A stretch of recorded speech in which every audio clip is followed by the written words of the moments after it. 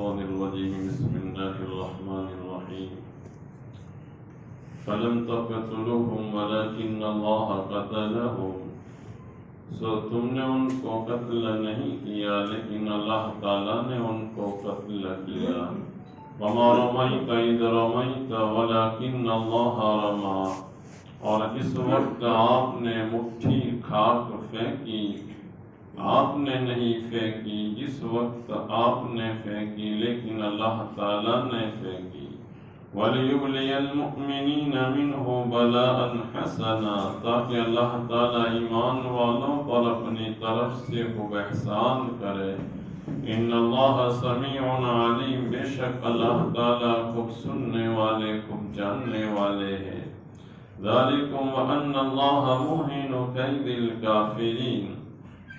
یہ تو ہو چکا اور جان لو کہ اللہ تعالیٰ کافروں کی تدبیر کو کمزور کر دیں گے ان تستفتحوا فقد جاءکم الفتح اگر تم فیصلہ چاہتے ہو تو تمہارے پاس فیصلہ آ چکا ہے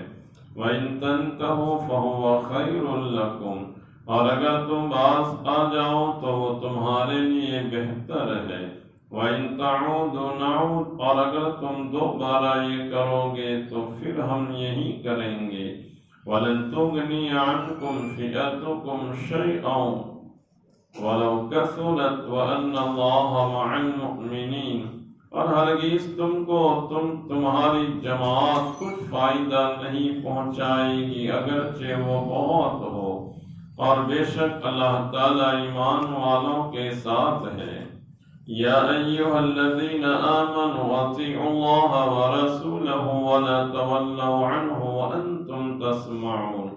اے ایمان والو تم اطاعت کرو اللہ کی اور اللہ کے رسول کی اور اس سے روگردانی مت کرو حالانکہ تم سنتے ہو ولا تکونوا کالذین قالوا سمعنا وهم لا يسمعون اور تم مت ہو ان لوگوں کی طرح جنہوں نے کہا کہ ہم نے سنا اور وہ سنتے نہیں ہیں ان شر الدواب عند اللہ صم البکم الذین لا يعقلون سب جانداروں میں سب سے بدتر اللہ کے نزدیک وہی بہرے اور گونگے ہیں جو نہیں سمجھتے وَلَوْ عَلِمَ اللَّهُ فِيهِمْ خَيْرًا لَأَسْمَعَهُمْ اللہ تعالیٰ ان میں کچھ بلائی جانتے تو ان کو سنا دیتے وَلَوْ أَسْمَعَهُمْ لَتَوَلَّوْا وَهُمْ مُعْرِضُونَ اور اگر اللہ ان کو سناتے تو یہ ضرور بھاگتے اعراض کرتے ہوئے یہ غزوہ بدر کا بیان چل رہا ہے جیسے ذکر کیا گیا تھا کہ ابو سفیان جو تجارتی قافلے کے ساتھ آ رہے تھے اور نبی کریم صلی اللہ علیہ وسلم کو علم ہوا آپ کو معلوم تھا کہ یہ تجارت ہی پر ان کا سارا زور ہے اور مسلمانوں کو صحابہ کرام کو تنگ کیے ہوئے ہیں ان کی کمر توڑنے کے لیے ابو سفیان کے قافلے کا تعاقب کیا پیچھا کیا ابو جہل کو ابو سفیان نے ابتلا دی مکہ مکرمہ میں اور ابو جہل 1000 کا لشکر جرار ساز و سامان اسباب سے لیس ہو کر کے مقابلے کے لیے مکہ مکرمہ سے بدر کی طرف روانہ ہوا نبی کریم صلی اللہ علیہ وسلم نے اپنے اصحاب سے اس کے بارے میں مشورہ کیا تھا کہ اب کیا کرنا چاہیے مختلف رائے پیش آئی لیکن آخرکار جیسے حضرت شیخین رضی اللہ عنہما حضرت مقداد بن اسود رضی اللہ تعالیٰ عنہ سعد بن معاذ انصاری رضی اللہ تعالیٰ عنہ وغیرہ کی جو رائے تھی کہ حضور ہمیں مقابلہ کر لینا چاہیے اب نکلے ہیں نبی کریم صلی اللہ علیہ وسلم نے اللہ تعالیٰ کی ذات پر اعتماد کرتے ہوئے اپنے بے سر و سامانی کے باوجود مقابلہ کا فیصلہ کیا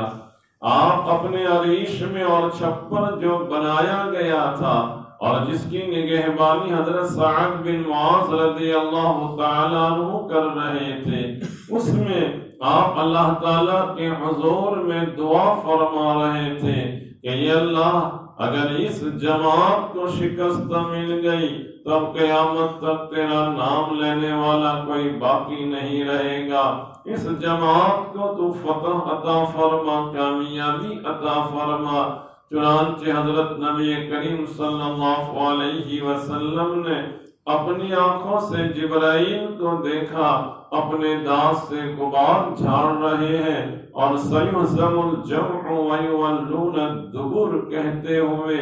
بشارت سنا رہے ہیں۔ نبی کریم صلی اللہ علیہ وسلم نے اپنے اصحاب کو یہ کارگزاری بتائی۔ اب سامنے دشمن کی فوج بڑے اسباب، بڑے ساز و سامان کے ساتھ، اللہ کے رسول صلی اللہ علیہ وسلم نے اپنے ہاتھ میں مٹی اور کنکر کی ایک مٹھی بھری اور مٹھی بھر کر کے دشمنوں کی طرف اس مٹھی کو پھینکا۔ بعض روایات میں آتا ہے کہ آپ نے 3 مرتبہ مٹھیاں لی جس میں مٹی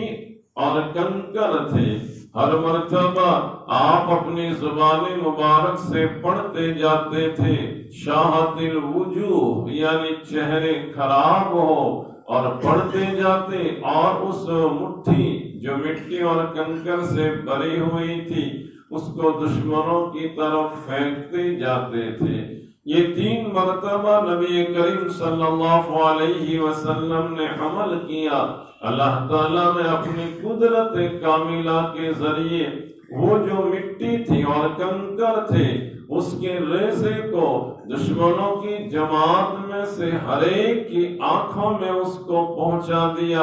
اور جب یہ کنکر اور مٹی کا اثر پہنچا تو پوری جماعت میں بھگدڑ مچ گئی، انتشار ہو گیا، پوری جماعت افراتفری میں مبتلا ہو گئی۔ یہ اللہ تعالیٰ نے 1 یا 3 مٹھی میں وہ برکت عطا فرمائی تھی، اور وہ صحابہ کرام رضوان اللہ تعالی علیہم اجمعین نے حملہ کیا تو 70 یعنی 70 سردار تو قتل کیے گئے اور 70 کو قید کیا گیا، اور کافی مال غنیمت ان کے حصے میں آیا، ان کے ہاتھ میں آیا۔ ظاہری اعتبار سے مسلمانوں کو ایسا نظر آ رہا تھا کہ یہ ہماری قوت کی وجہ سے ہوا، ہماری طاقت کی وجہ سے ہوا۔ بعض صحابہ کرام جنگ کے بعد آپس میں گفتگو کرتے تھے، بات چیت کرتے تھے، اپنی جرأت، اپنی ہمت اور اپنی دلیری کا چرچا اور مذاکرہ کرتے تھے کہ یہ ہماری ہمت اور ہماری جرأت کی وجہ سے یہ فتح اور کامیابی ملی۔ اللہ تبارک تعالیٰ نے اسی وقت روک لگائی کہ یہ فتح اور کامیابی یہ ہمارے حکم کے تابع ہے، ہم جب چاہتے ہیں تب فتح دے سکتے ہیں، جب چاہتے ہیں تب تمہیں فتح سے ہم روک سکتے ہیں۔ اس مرتبہ بھی تم کو جو فتح ملی، تم نے دشمنوں کے سرداروں کو قتل کیا، قید کیا، وہ تم نے نہیں کیا بلکہ ہم نے کیا۔ فَلَمْ تَقْتُلُوهُمْ وَلَكِنَّ اللَّهَ قَتَلَهُمْ، تم نے ان کو قتل نہیں کیا لیکن اللہ تبارک تعالیٰ نے ان کو قتل کیا۔ حالات ہم نے ایسے پیدا کر دیے، فرشتوں کو ہم نے اتار دیے، اور جس وقت تم نے مٹھی بھری تھی مٹی اور کنکر سے اور شاہد الوجوہ کہہ کر کے تم ڈال رہے تھے، مٹی ڈالنا تمہارا کام تھا لیکن اس میں تاثیر پیدا کرنا یہ ہمارا کام تھا۔ اللہ تبارک تعالیٰ جگہ جگہ پر تربیت فرما رہے ہیں، اصلاح فرما رہے ہیں۔ جہاں نگاہ گئی اسباب کی طرف، اللہ نے فوراً ان کی توجہ کو مسبب الاسباب کی طرف متوجہ کیا کہ یہ مٹی میں کنکر میں کچھ نہیں رکھا جب تک کہ ہم ان میں تاثیر پیدا نہ کریں۔ یہ تمہارے ڈالنے سے نہیں ہوا بلکہ ہم نے اس میں تاثیر پیدا کی ہے۔ اسباب سے اللہ نے ان کی نگاہ ہٹا کر کے مسبب الاسباب کی طرف صحابہ کرام کو متوجہ فرمایا۔ وجہ یہ ہے کہ جب کوئی قوم فاتح بن جاتی ہے، جیت حاصل کر لیتی ہے، تو بسا اوقات ایسا ہوتا ہے کہ وہ بے قابو ہو جاتے ہیں۔ قرآن نے سورہ نمل میں ذکر کیا، ان الملوک اذا دخلوا قریۃ افسدوها وجعلوا اعزۃ اہلها اذلہ۔ بادشاہ جب کسی علاقے میں داخل ہوتے ہیں تو ایسا فساد مچاتے ہیں کہ وہاں کے باعزت لوگوں کو ذلیل بنا دیتے ہیں، علاقے کو تہس نہس کر دیتے ہیں۔ ان کو اپنی فتح پر غرور ہوتا ہے، اپنی جیت پر ایک حال طاری ہوتا ہے، اور وہ کرنے کی کون سی چیز ہے، نہ کرنے کی کون سی، کوئی خیال، کوئی تمیز نہیں ہوتی، ایک اپنی وہ مستی میں سوار ہوتے ہیں۔ اللہ نے یہ بات بتائی کہ دیکھو یہ جو دشمنوں کی آنکھوں میں ہم نے اثر پیدا کر دیا کہ وہ بھگدڑ مچ گئی، حالات میں آ گئے، اور تم نے ان کے سرداروں کو قتل کیا، ہاتھ تمہارا تھا، اور نبی کریم صلی اللہ علیہ وسلم نے اپنے ہاتھ سے مٹھی پر مٹی اور کنکر ڈالے تھے، لیکن تاثیر ہم نے پیدا کی تھی۔ یہ دوسرے لوگ بھی ڈالتے ہیں دوسرے وقت بھی، لیکن وہ تاثیر پیدا نہیں ہوتی جو ہم نے نبی کریم صلی اللہ علیہ وسلم کے ڈالنے کے وقت پیدا کی۔ وَلِيُبْلِيَ الْمُؤْمِنِينَ مِنْهُ بَلَاءً حَسَنًا، ہماری چاہت یہ ہے کہ ہم اس کے ذریعے خوب احسان کریں۔ بلا دو معنوں میں بولا جاتا ہے، ایک تو آزمائش مشقت میں ہو، اور کبھی بولا جاتا ہے آزمائش راحت میں ہو۔ یہاں جو راحت پہنچی، جو تمہیں اطمینان پہنچا، فتح ملی، اس میں ہم تم کو آزمانا چاہتے ہیں، اس لیے بلاء حسنا کہا۔ ان اللہ سمیع علیم، اللہ تبارک تعالی خوب سننے والے اور خوب جاننے والے ہیں۔ ذالکم وان اللہ موہن کید الکافرین، یہ بدر میں ہم نے فتح کیوں دی؟ فتح دینے کی وجہ یہ ہے کہ لوگ جان لیں کہ اللہ تبارک تعالی کافرین کی، دشمنوں کی تدبیر کو کمزور کر دینے والے ہیں۔ ان کی تدبیر مکڑی کے جالے سے بھی کمزوری کی حیثیت رکھتی ہے، ہماری نگاہ میں اس کی کوئی حیثیت نہیں۔ مکڑی کا جالا ہوتا ہے، چھوٹا بچہ بھی ایک جھاڑو پھیر دیتا ہے، وہ ختم ہو جاتا ہے۔ ان کی ساری تدبیر، سارے اسباب اور جتنی بھی چیزوں سے وہ لیس تھے، ان سب کی حیثیت ہماری نگاہ میں کچھ نہیں۔ ہم ان کو ختم کر دینے والے، کمزور کر دینے والے ہیں۔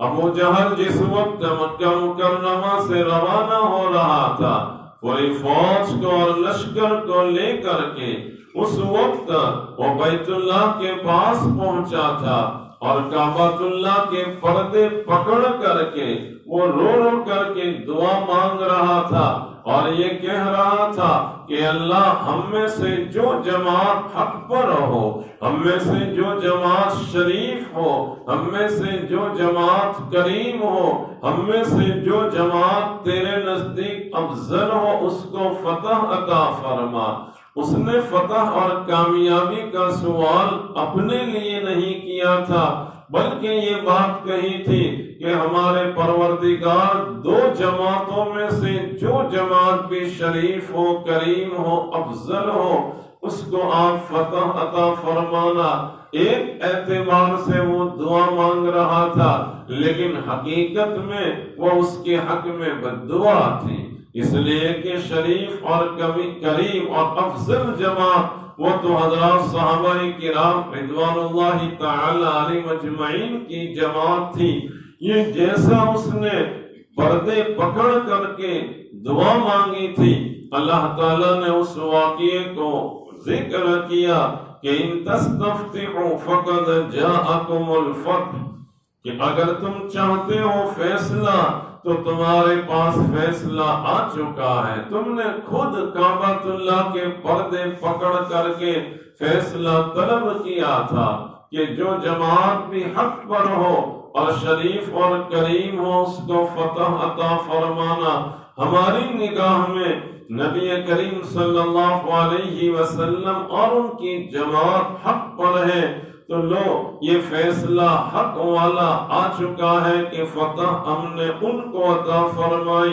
وَإِن تَنْتَهُوا فَهُوَ خَيْرٌ لَكُمْ، اللہ نے دشمنوں کو متنبہ کیا، باخبر کیا کہ دیکھو تم باز آ جاؤ کفر اور شرک سے، اہل ایمان کو ستانے سے باز آ جاؤ۔ فَهُوَ خَيْرٌ لَكُمْ، یہ تمہارے حق میں بہتر ہوگا، تمہارے حق میں فائدہ مند ہوگا۔ وَإِن تَعُودُوا نَعُودْ، اور یاد رکھو اگر تم عود کرو گے اور لوٹو گے اور مسلمانوں پر حملہ کی کوشش کرو گے، ان کو پریشان کرنے کی تدبیریں بناؤ گے، تو جیسے آج ہم نے تم کو مغلوب کر دیا ہے آئندہ بھی ہم تم کو مغلوب کرتے رہیں گے، اور اہل حق کو، اہل ایمان کو ہم غلبہ دیتے رہیں گے، تمہارے اوپر غالب بناتے رہیں گے۔ ابھی جیسے تمہارے جماعت بڑی ہے اور ان سے 3 گنا تم زیادہ ہو، آئندہ بھی اگر تمہاری جمعیت بہت بڑی ہو اور تم جماعت کی تعداد کو دیکھ کر کے یہ سمجھو کہ ہم کامیاب ہو جائیں گے، ہم فتح حاصل کر لیں گے، اللہ نے وہ بات بتائی کہ وَلَن تُغْنِيَ عَنْكُمْ فِئَتُكُمْ شَيْئًا وَلَوْ كَثُرَتْ، ہرگز تمہاری جماعت تمہیں کچھ فائدہ نہیں پہنچائے گی، اگرچہ تم زیادہ ہو، تعداد کے اعتبار سے تم زیادہ ہو، پھر بھی تمہیں کوئی فائدہ نہیں پہنچے گا۔ وَأَنَّ اللَّهَ مَعَ الْمُؤْمِنِينَ، یاد رکھو اللہ تعالیٰ ایمان والوں کے ساتھ ہے، یعنی اللہ تعالیٰ کی نصرت جو ہے وہ ایمان والوں کے ساتھ ہے۔ ذَلِكَ بِأَنَّ اللَّهَ مَوْلَى الَّذِينَ آمَنُوا، یہ اس وجہ سے کہ اللہ تعالیٰ ایمان والوں کے مولا ہے، مددگار ہے۔ وَأَنَّ الْكَافِرِينَ لَا مَوْلَى لَهُمْ، اور کافروں کا کوئی مولا نہیں، کوئی مددگار نہیں۔ ایک جگہ پر اللہ تعالیٰ فرماتے ہیں كَتَبَ اللَّهُ لَا غَلِبَنَّ أَنَا وَرُسُلِي، میں نے لکھ لیا ہے کہ ضرور غالب آؤں گا میں اور میرے رسول۔ ہم نے اہل حق کے غلبے کو لکھ دیا ہے، ہماری نصرت ایمان والوں کے ساتھ ہے۔ وَلَقَدْ نَصَرَكُمُ اللَّهُ بِبَدْرٍ وَأَنْتُمْ أَذِلَّةٌ، اللہ نے بدر کے موقع پر تمہاری مدد فرمائی، تم ذلیل تھے، نہتے تھے، کمزور تھے۔ دوسری جگہ پر فرمایا وَلَقَدْ نَصَرَكُمُ اللَّهُ فِي مَوَاطِنَ كَثِيرَةٍ وَيَوْمَ حُنَيْنٍ، اللہ نے تمہاری مدد فرمائی بہت سے مواقع میں اور حنین کے موقع پر بھی۔ یہ اللہ کی نصرت آنکھوں سے تم دیکھ سکتے ہو، آنکھوں سے تم معلوم کر سکتے ہو۔ اللہ تعالیٰ کی نصرت، اللہ تعالیٰ کی مدد ایمان والوں کے ساتھ ہے، اس لیے ایمان والوں کو کہا گیا یا ایھا الذین آمنو، اے ایمان والو، اللہ سے ایمان کا رشتہ رکھنے والو، اطیعوا اللہ ورسولہ، تم اللہ کی اطاعت کرو اور اللہ کے رسول کی۔ جب اللہ تمہارے ساتھ ہے، اس کی مدد تمہارے ساتھ ہے، وہ تمہارے مولا ہے، تمہارے ناصر ہے، تو اب تمہیں اطاعت کسی دوسرے کی نہیں کرنی ہے، اسی اللہ کی اطاعت کرو اور اس کے رسول کی اطاعت کرو۔ وَلَا تَوَلَّوْا عَنْهُ وَأَنْتُمْ تَسْمَعُونَ، اور تم اللہ کے رسول کی باتیں سنتے ہو،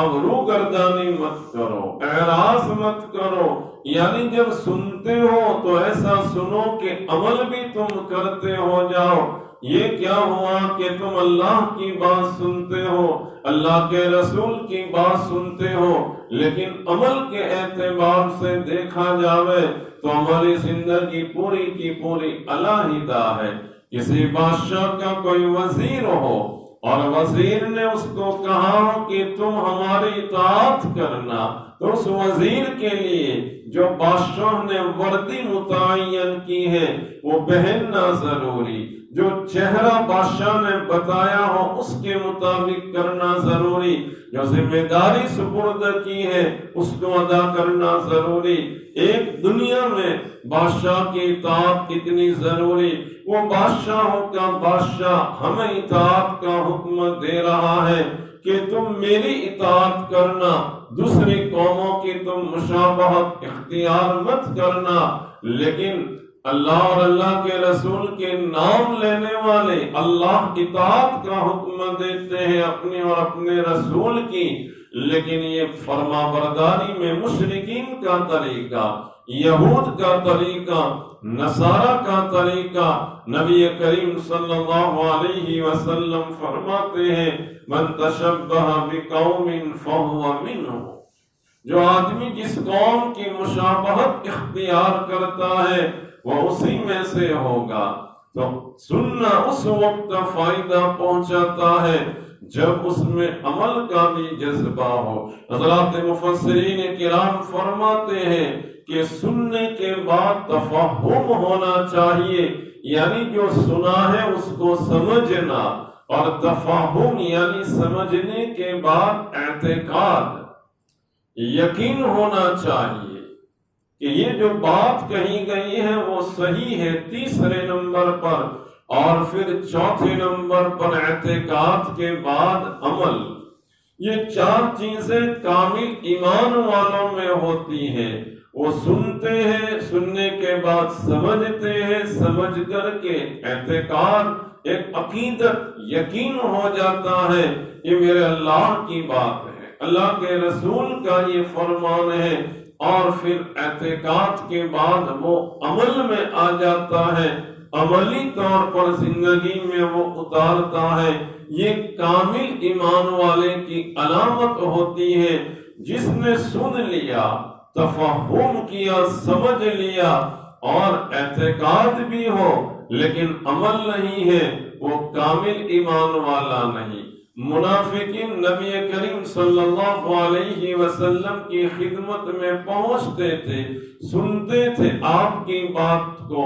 اور سمجھتے بھی تھے، لیکن ان کا اعتقاد نہیں ہوتا تھا۔ کفار مکہ نبی کریم صلی اللہ علیہ وسلم کی خدمت میں آ کر وہ سنتے تھے،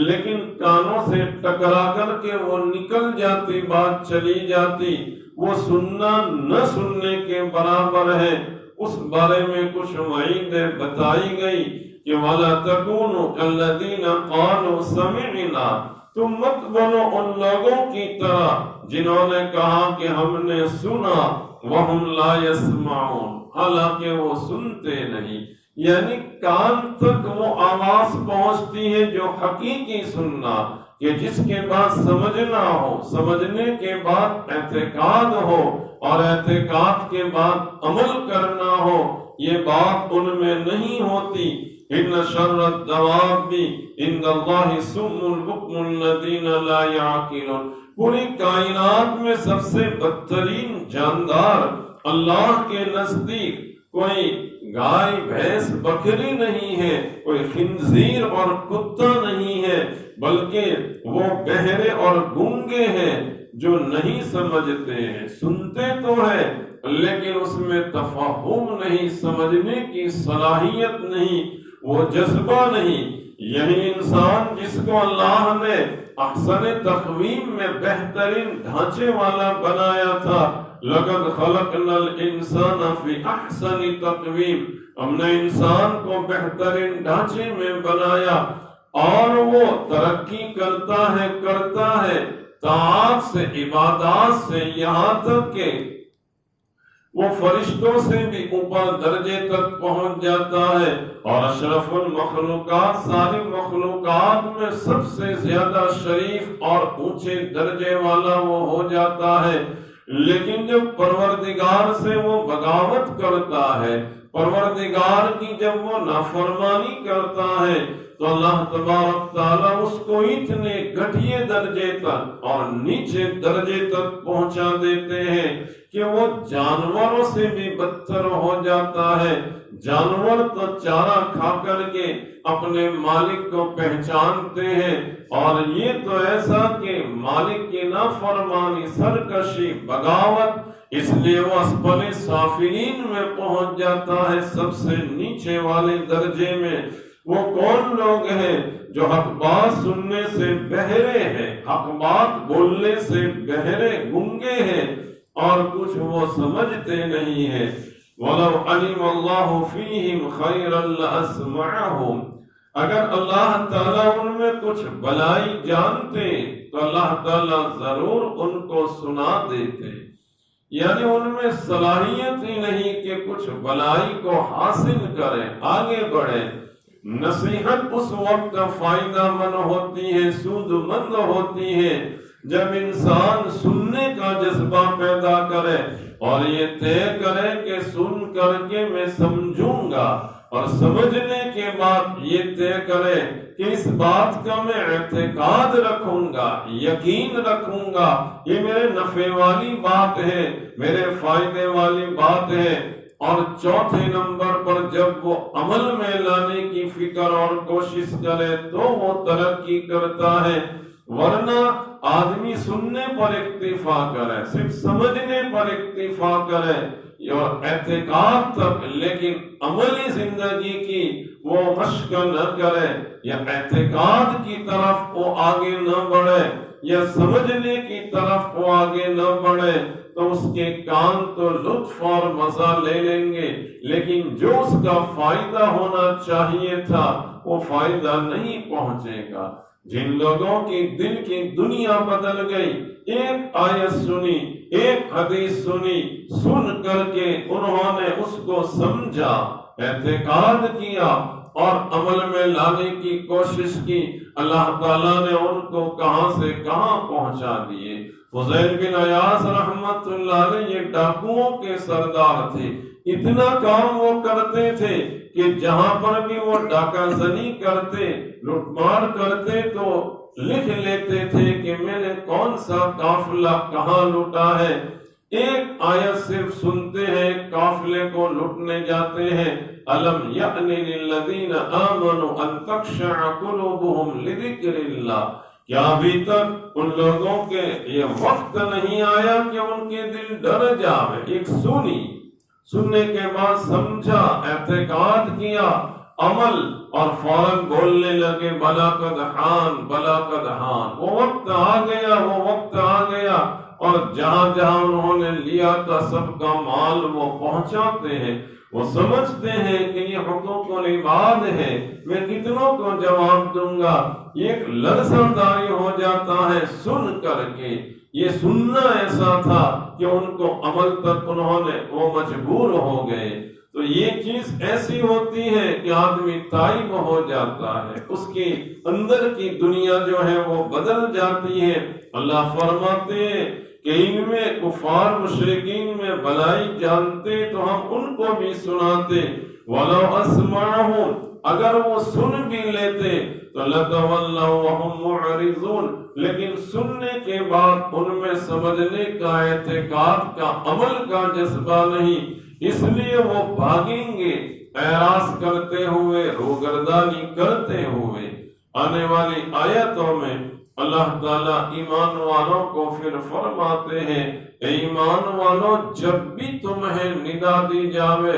آواز دی جاوے اللہ کی جانب سے، اللہ کے رسول صلی اللہ علیہ وسلم کی جانب سے، تم اس کو قبول کر لو، اس پر تم عمل کرو۔ اس کے بارے میں انشاءاللہ آئندہ ذکر لیا جائے گا۔ اللہ تبارک تعالی ہمیں بھی اپنی اور اپنے رسول کی اطاعت زندگی کے ہر شعبے میں کرنے کی توفیق اور جذبہ عطا فرمائے۔ وآخر دعوانا